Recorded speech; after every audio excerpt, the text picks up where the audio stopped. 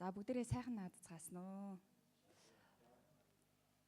За өнөөдөр бүгдээрээ хамтдаа 2 дугаар Самуэль номын 17 дугаар бүлгээс хамтдаа эзний үгээс суралцгаая.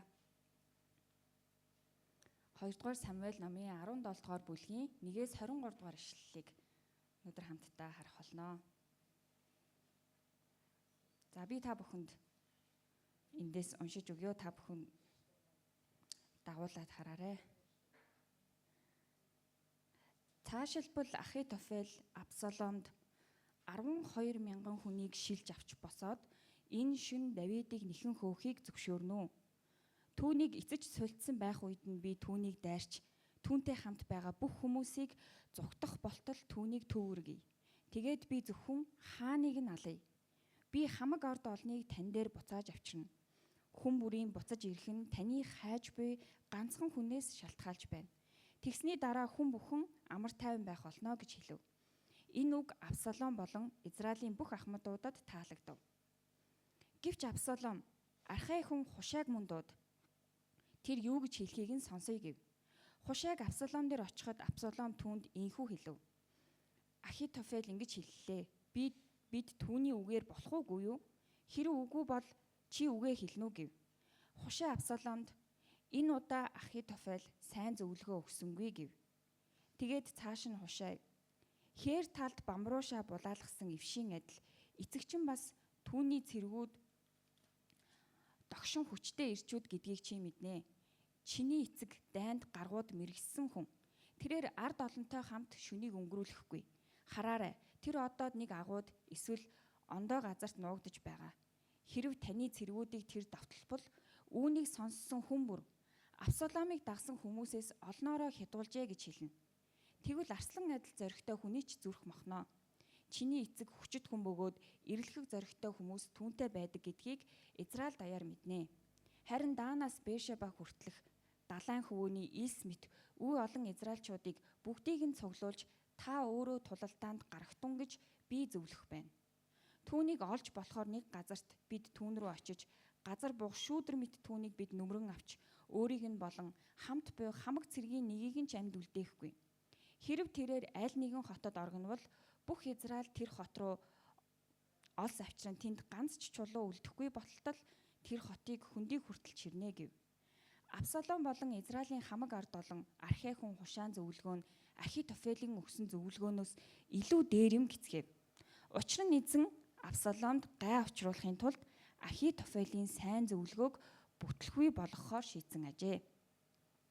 Тахилч Задок Абиатар нарт хандан Хушай Абсалом болон Израилийн ахмадуудад Ахитофел тэгж зөвлөхт нь харин би ийхүү зөвлөгөө өгөв.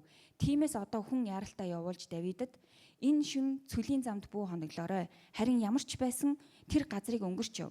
Эс тэгвээс хаан болоод хамт буй хамаг ард олон алагдахгүй гэж хэл гэв. Йонатан Ахимааз нар Эн Рогелд байв. Тэд хотод нэвтэрч хинт ч харагдаж болохгүй байсан учраас нэгэн шивгчин эмэгтэй очиж тэдэнд хэлсэнд тэд Давид хаанд хил хүргэхээр болов. Гэтэл нэг эрэгтэй хүүхэд тэднийг хараад Абсаломд хэлв. Иймд тэр хоёр яаравчлан явсаар Бахуримд нэгэн хүний гэрт очив. Тэр хүн хашаандаа худагтай бөгөөд тэд түүн дотор оров. Эмэгтэй бүтээлэг авч ирээд худгийн амийг бүтээж дээр нь буудаа тараан цацаж юу ч мэдэгдэхгүй болгов. Абсаломын зарцнаар тэр эмэгтэйн гэрт ирж Ахимааз болон Йонатан нар хаан байна вэ гэхэд тэр эмэгтэй тэд горх гатлаад явсан гэв. Тэд ирж хайсан боловч олж чадалгүй Иерусалим руу буцав. Тэднийг явсны хойно тэр хоёр худгаас гарч ирэн Давид хаанд хил хүргэхээр явв. Тэд Давидэд голыг түргэн гатлахтун. Учир нь Ахитофел та нарын эсрэг тэгж зөвлөсөн байна гэв. Тэгээд Давид болон түүнтэй хамт байсан хүмүүс бүгд хөдлөн Йордан голыг гатлав. Үүр цайх үеэр бүх хүн Йордан голыг гаталж дуусжээ. Өөрийнх нь зөвлөгөөг бүтээгүй харсан Ахитофел илжгээ эмээлэн төрлөх хот руугаа явж гэртээ буцаж ирээд гэрийнхэндээ захиас орхин өөрийгөө дүүжилж өгсөнд эцгийнх нь булшинд тавьваа гэж. Амен. За бид нар өдөр болгон л сонголтууд хийж идэг. Тэгээ заримдаа сонголт хийхдээ хүмүүсээс их зөвлөгөө авнаа тий. За энийг одоо ингэж шийдэх үү, тэгэж шийдэх үү гэд. Ялангуяа залуу хүний хувьд бол туршлагатай ах эгч нараас зөвлөгөө авах дуртай. За тэгвэл өнөөдрийн 17 дугаар бүлэг дээр болохоор Абсалом өөрийн эцэг Давид хааны эсрэг бослог гаргаж байгаа. Хаан ширээг булаахын тулд. Ингээд түүнд 2 мэрэгэн зөвлөгч байсан тухай энэ бүлэг дээр гарч байгаа. Нэг мэрэгэн зөвлөгч нь болохоор Ахитофел. Нөгөө мэрэгэн зөвлөгч нь болохоор Хушай гэж хүн байсан. За энэ хоёр бол хоёулаа маш мэрэгэн ухаантай цэргийн одоо стратеги гэх юм уу те тэрийг маш сайн мэддэг ийм 2 мэрэгэн зөвлөгч байжээ. Энэ 2 мэрэгэн зөвлөгч бол Давид хааныг одоо хаан ширээндээ байх хугацаанд нь үргэлж хажууд нь байж үргэлж мэрэгэн зөвлөгөө өгж олон ялалт байгуулахад нь тусалсан ийм 2 сайн туслагч нь байжээ. Давидын үнэн ч анд нь байсан гэсэн үг. За тэгвэл Хушай нэг зөвлөгөө өгж байгаа. Ахитофел мөн нэг зөвлөгөө өгж байгаа. Абсалом үүний өмнө юу болсон гэдгийг бүгдээрээ дахиад сайн санах юм бол Давид хаанд Бурхан 2 дугаар Самуэль 17 дугаар бүлэг дээр амлалтаа өгдөг. Юу гэж амласан бэ гэхээр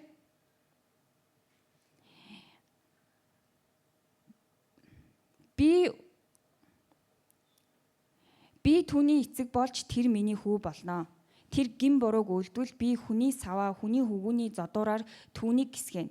Би өмнөөс чинь зайлуулсан Саулаас хайр инэрлээ авсныхаа адилаар эс байж өөрийн хайр инэрлийг түүнээс салгахгүй. Чиний гэр болон чиний хаанчлал миний өмнө мөнхөд үргэлжилж чиний хаан ширээ мөнхөд тогтно гэж Натанаар дамжуулан Давидэд Бурхан хэлж байгаамаа. 7 дугаар бүлэгт энэ үйл явдал болсны дараа та одоо бидний сайн мэдэх Давид хаан гин нүгэлд унж байгаа. За ямар гин нүгэлд унсан бэлээ? За та бүхэн санаж гинөө? За Батшебатай завхаарсан. Батшеба бол нөхөртэй эмэгтэй байсан.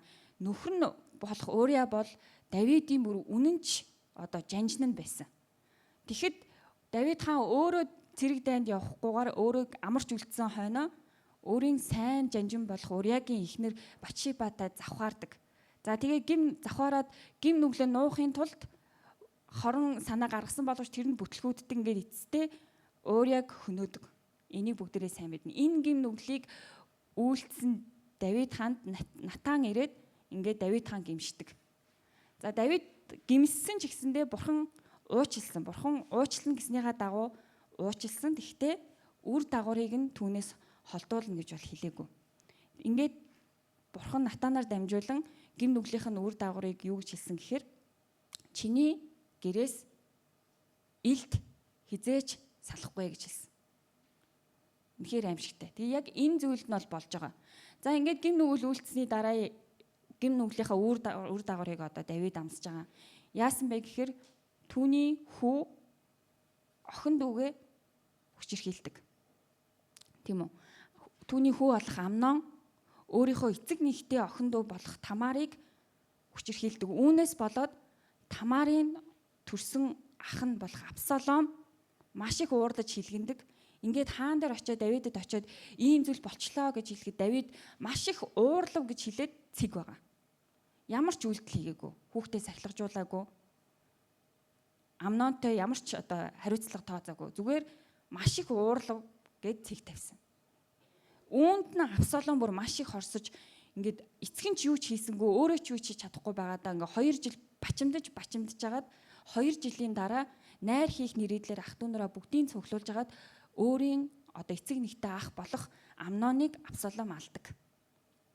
Үүнээсээ болоод Иерусалимаас зугтаж яваад 3 жилийн дараа буцаж эцэг нь дуудаад Иерусалимд ирсэн боловч Давид хаан түүнтэй уулзахыг хүсээгүй гэрт нь хариул гэсэн учраас гэртээ дахиад ингээд эцэг минь одоо намайг зүгээр ингэж зовоохын оронд намайг дуудаад алчихгүй явдаа гэж хорсоод ингээд дотроо тэр хорслыг бүр улам их тээдэг. Ингээд энэ хорсол нь түүний дотор өссөөр юу болсон бэ гэхээр эцэстээ эцгийнхээ хаан ширээг би авъя. Эцгийнхээ өмнөөс бослог гаргая гэдэг энэ нөхцөл байдал руу орж байгаа. Яг л Натан иш үзүүлэгчээр дамжуулсан Давид хааны гэрээс илт хизээч салахгүй гэдэг гин яг биелэл болж байгаа. За Бурхан өөрийнхөө хайртай хүүг хайрлж гин, гэхдээ сахилгажуулж гин. Гэтэ энэ дундуур нэг дүр орж ирж байгаа юм л да. Тэр нь хэн бэ гэхээр Ахитофел. Ахитофел бол яг Хушайтай адилхан Давидэд үнэнчээр зүтгэдэг маш мэрэгэн ухаантай хүн байсан. бүр хушаагаас илүү мэрэгэн ухаантай байсан юм шиг. Яагаад гэхээр өмнөх бүлгийн 23 дугаар ишлэлдэр тэр өдрүүдэд Ахитофелийн зөвлөгөө нь Бурхны зарилгийг асууж олсон үг адил байв. Давидд ч Абсаломд ч Ахитофелийн өгсөн хамаг зөвлөгөө нь тийм байлаа гэж байна. Тэгэхээр Ахитофел бол маш мэрэгэн ухаантай, Ахитофелтэй зөвлөсөн зөвлөгөө бол бүр ерөөсөө Бурханаас авсан мэт тийм мэрэгэн ухаантай байсан байна. Гэтэ энэ Бурхны сүнс Ахитофелтэй хамт байсан гэсэн утгаар бол биш. Хүний мэрэгэн ухаанаар эсвэл цэрэг дайны ухаанаар маш мэрэгэн ухаантай хүн байжээ. Ингээ хушаа нэг талд зөвлөгөө өгж байгаа. Нөгөө талд Ахитофел зөвлөгөө өгж байгаа. Гэхдээ энд нэг зүйл байгаа. Давид өөрийнхөө хүүгээс зүхтаад Иерусалимаас зүхтсан цэргүүдээ аваад ингээд Абсалом одоо яаж эцгийгээ дарж авах вэ? Эцгийгээ яаж одоо хөнөөгөөд хаанчлалыг бүрэн өөрийн болгох вэ гэж бодож байгаа яг энэ үед хоёр зөвлөхөөсөө асууж байгаа.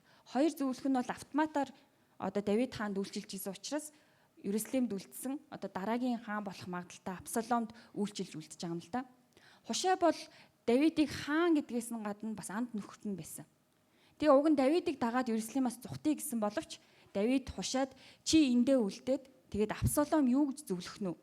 Тэрийг нь сонсоод чи тэгээд надад ингээд одоо тагнуул явуулж надад мэдүүлээрэ гэд Хушайг үлдээдэг.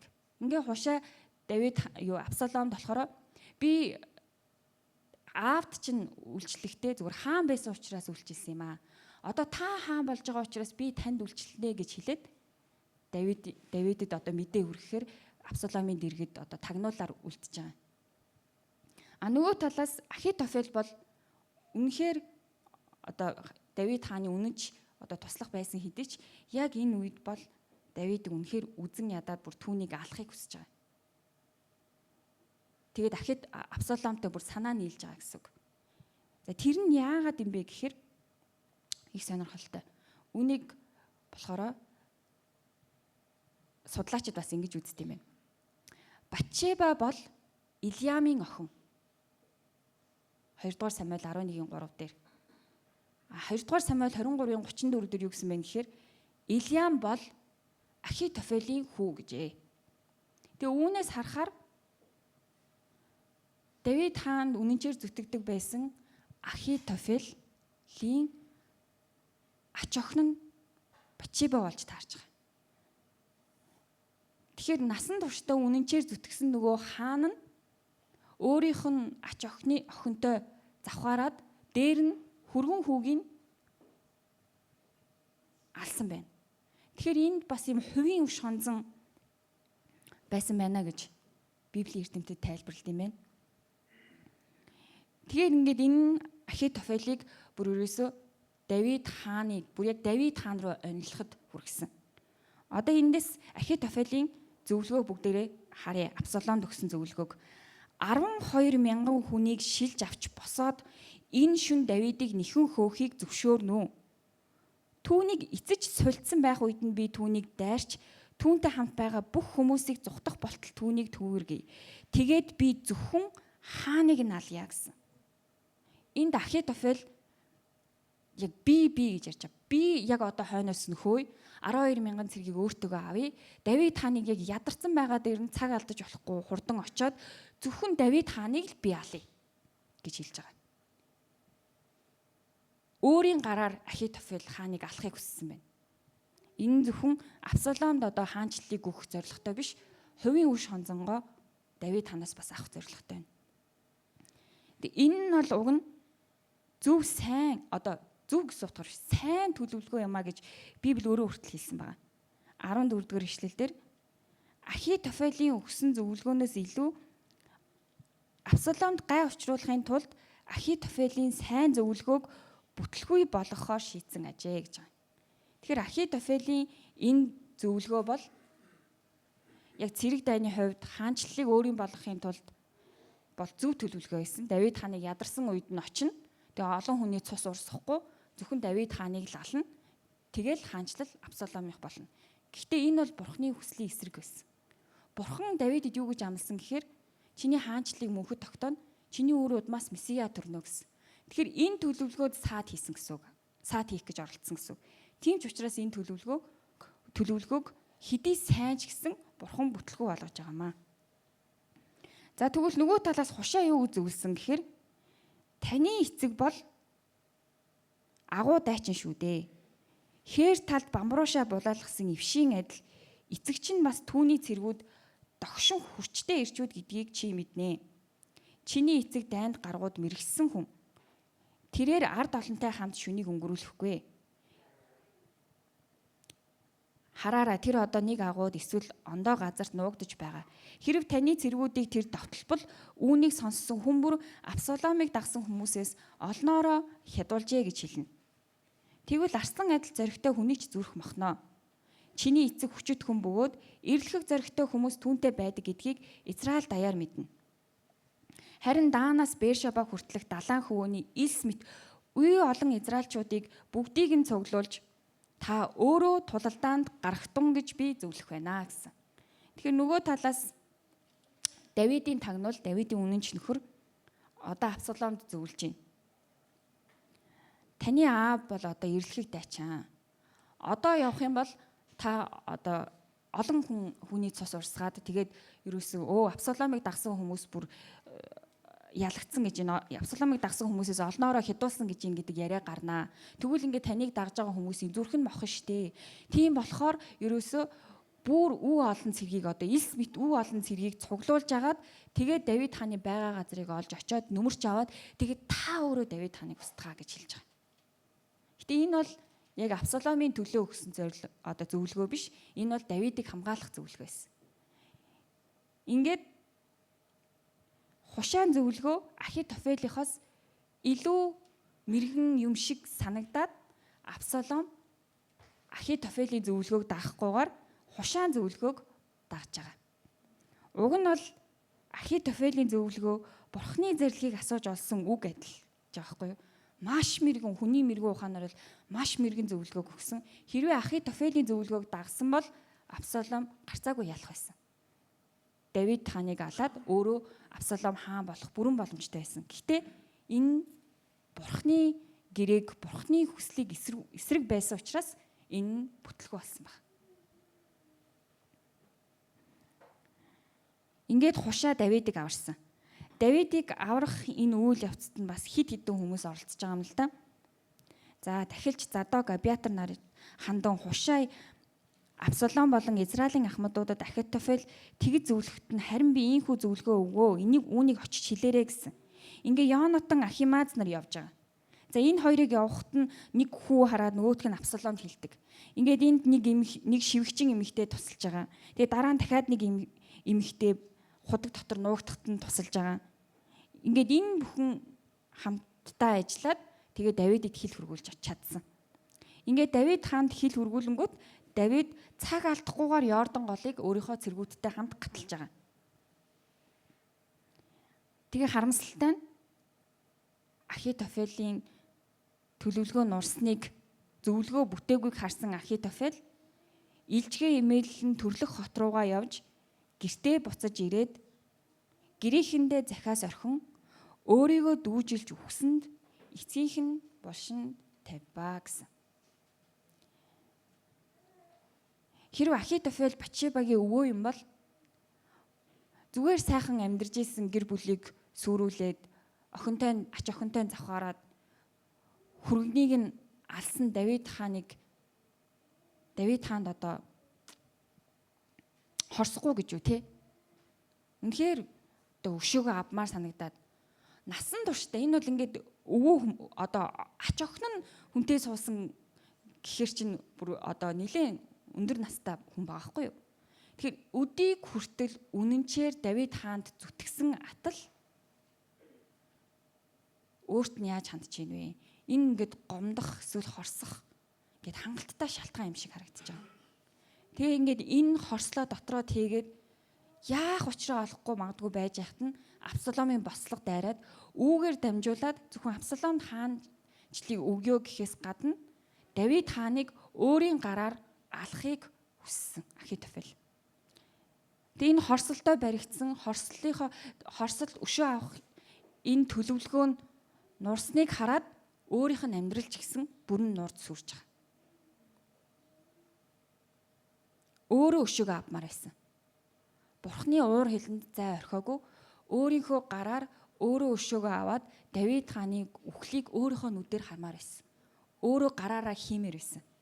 Энэ нь Бурхны хүслийн эсрэг, энэ нь Бурхны зорилгын эсрэг, Бурхны төлөвлөгөөний эсрэг байсан учраас эсрэгээрээ нүгэл үлдсэн Давид ч аврагдаад харин насаараа үнэнч зүтгэсэн Ахитофел энэ үйлдэлээрээ Бурхны эсрэг, Бурхны төлөвлөгөөний эсрэг бодсон энэ үйлдэлээрээ энэ хорсол, гомдол, өшөө авалтын зайг Бурханд өгөөгүй өөрөө авмаар байсан учраас өөрийнх нь тэр хорон санаа нурахтай адил, өөрийнх нь адил амьдрал бас хамт нурж байгаа.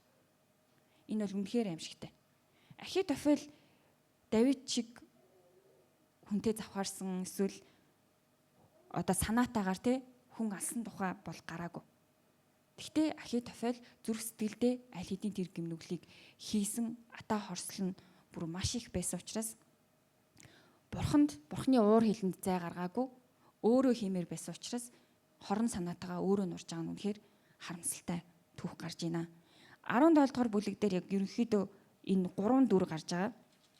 Давид хаан, Абсалом, тэгээд Ахитофел. Давид хаан яаж дуустдаг вэ?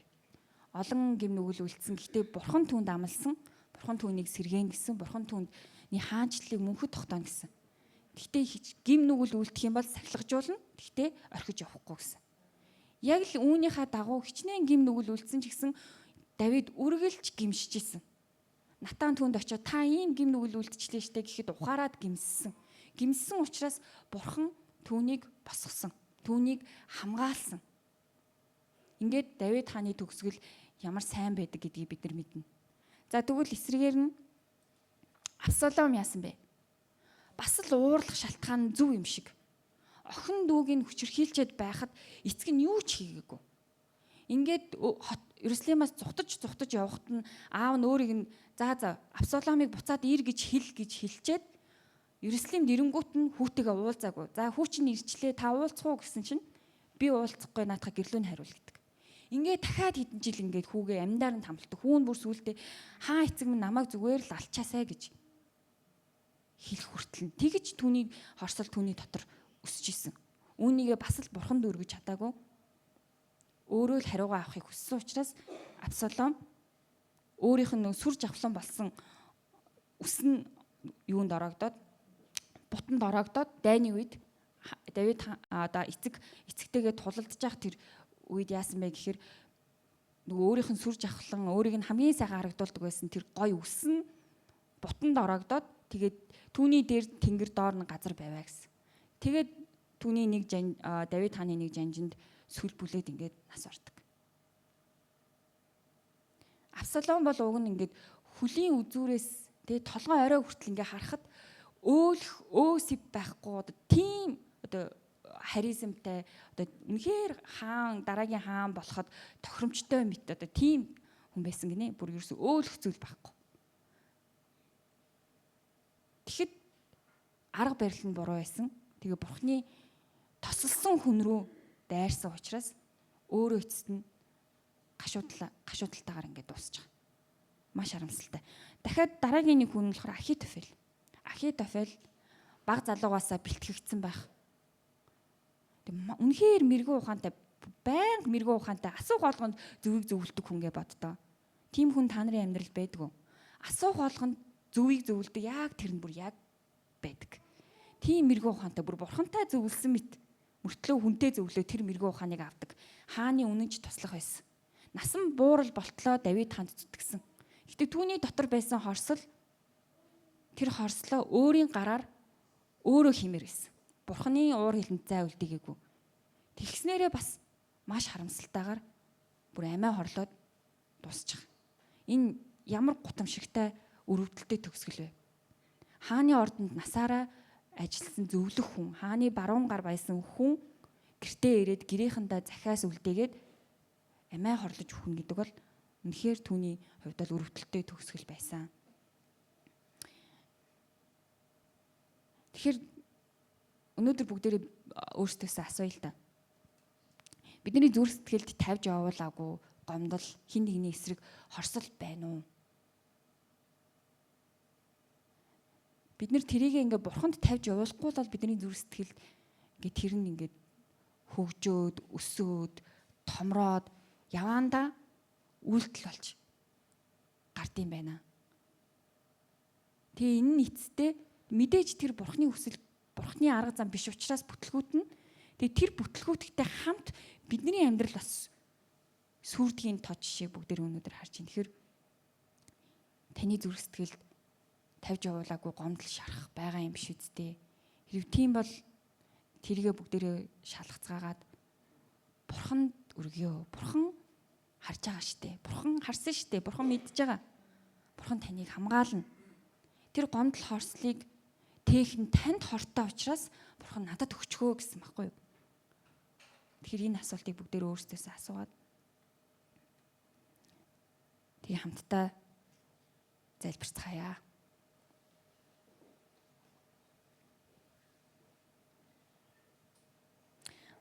Бурхан эзэн минь ээ, та Давид хааныг сонгосон шиг энд байгаа хүн нэг бүрийг өөрийн хайртай хүү, өөрийн хайртай охин болгон сонгосонд үнэхээр баярлалаа. Өнөөдрийн нийгэмд шудраг бус зүйл үнэхээр их байдаг. Бид нэр заримдаа тэр шудраг бус зүйлсийн хохирогч нь болдог. Түүнээсээ болоод бидний дотор гомдол, цөхрөл, хорсол бий болдог. Гэтэ энийгээ тээгээд яваад ах нь эцэстээ ямар хор уршигтай гэдгийг өнөөдөр бид нэр Ахитофелийн түүхээс хамтдаа суралцлаа. Та бидний зүрх сэтгэлийг өөрийнхөө амар тайвнаар, өөрийн хайраар дүүрэн байлгахыг хүсдэг билээ.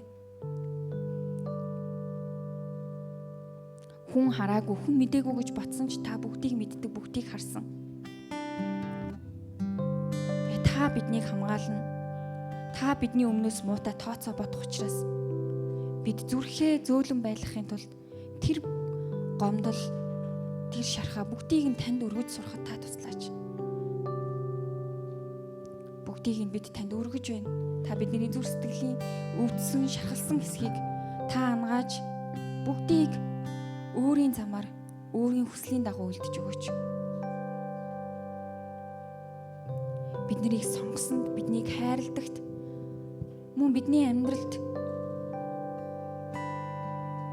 тохиолдож байгаа зүйлсээр дамжуулан биднийг сахилгажуулдагт сайн аав байдагт танд баярлалаа.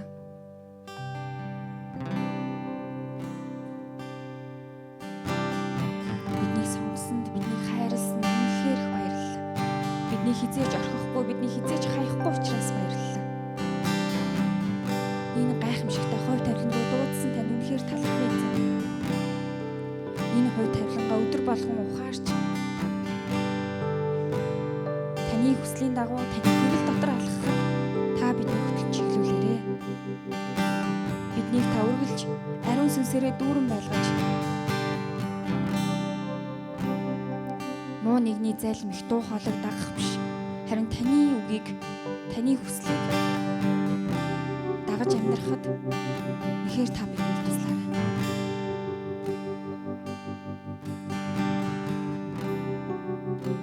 Баярлалаа. Энэ бүгдийг танд даатгаад биднийг аварсан Иесус Христийн нэрээр залбирч байна.